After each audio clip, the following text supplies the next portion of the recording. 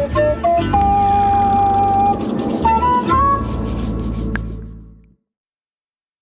welcome to Diatonic. Up now we're going to do another new instrument look. This is a very unique flute adding to my collection. Came up for sale on Facebook recently and decided I had to have this. So let's see what we got. All right, so this is a Native American style flute from famous maker Michaelgrahamallen.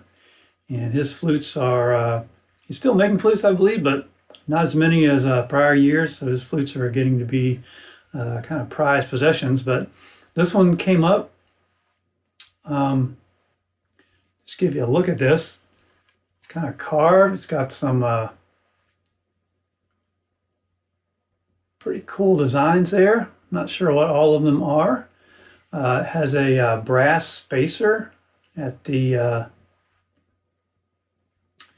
flue there, and I'm not sure what kind of insect this is. Kind of looks like maybe a cicada or something for the block.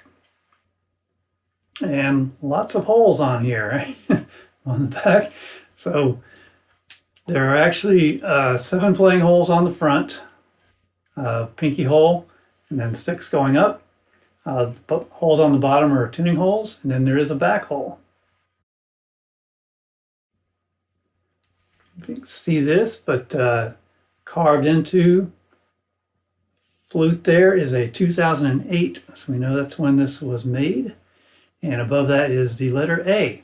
Root note is A, but this is probably not what you're used to for a Native American style flute, because listen to this.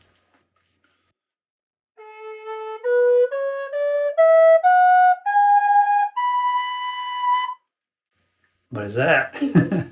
All right, so that is a major scale, going from regular 6 hole playing up. So it's basically an A whistle, right? Well, not quite. So the back hole actually gives you the octave plus a whole step. Now, this is in the key of A, but I think of whistles as if they were in the key of C, like C major scale. So when I say note names, I'm going to use my C reference point, kind of pretend that 6 holes down, 6 fingers down is a C note, and go up from there. So if I think in those terms, this is a C major scale with a D at the top.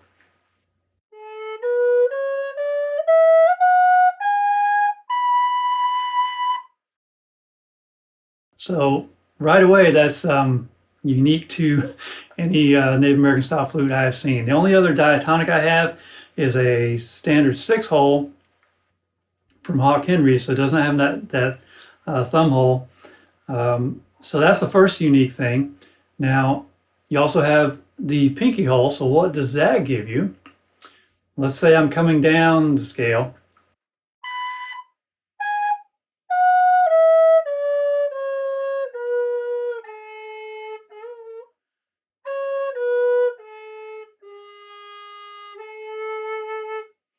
So that gives you what I would call the note B, right? So it's all fingers off gives you a B, all fingers closed gives you the low B.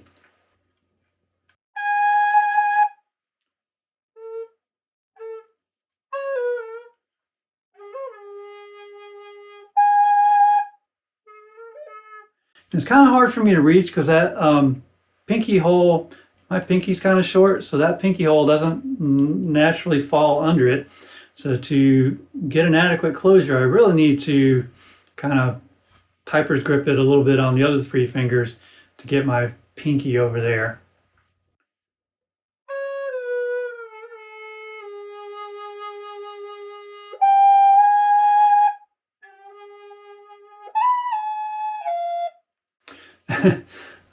So cool. So you have a kind of a subnote, if you will, B down there below there. Now, I have not explored all the cross fingerings, but there are some cross fingers in here. So let's take a look, see if I can get a few of those at least.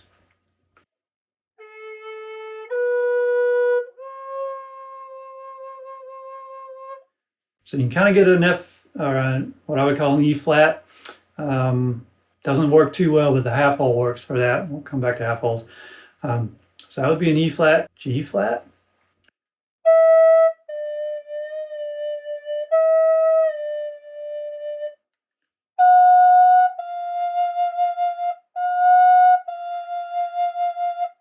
A flat works really well. B flat.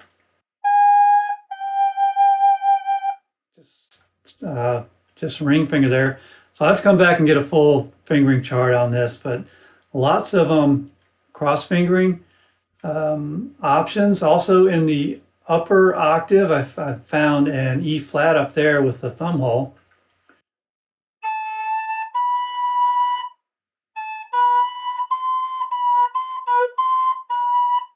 So that's pretty cool. You can get the E flat there. See how high it goes. I think I can get 3 or 4 notes in the upper octave.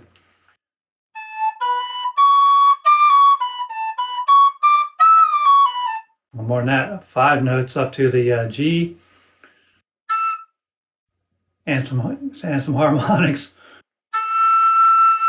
No idea what that note is. Is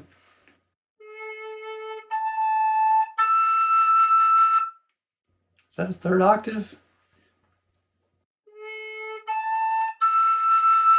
I don't think it's an octave. I think that's probably the G, 3rd harmonic. Yeah. So I can get 3 notes out of the root. I think that's about it. So I can get up to basically an octave and a half, up to what I would say low B, B3, I guess that's how I think of it, up to G5, even though everything is shifted up from there. So very cool. A lot of possibilities with this flute. I'm sure it's going to take me quite a while to kind of learn all of its intricacies. But why don't we just give it a go with some improv.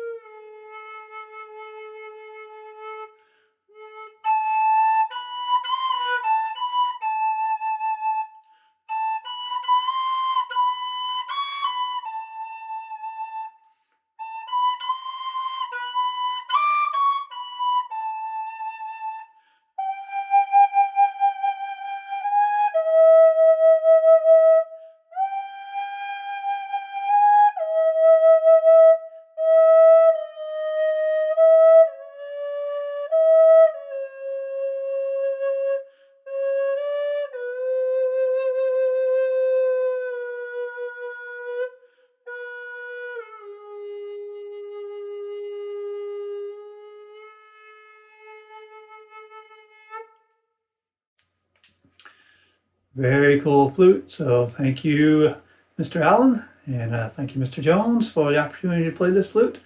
Definitely more on this later.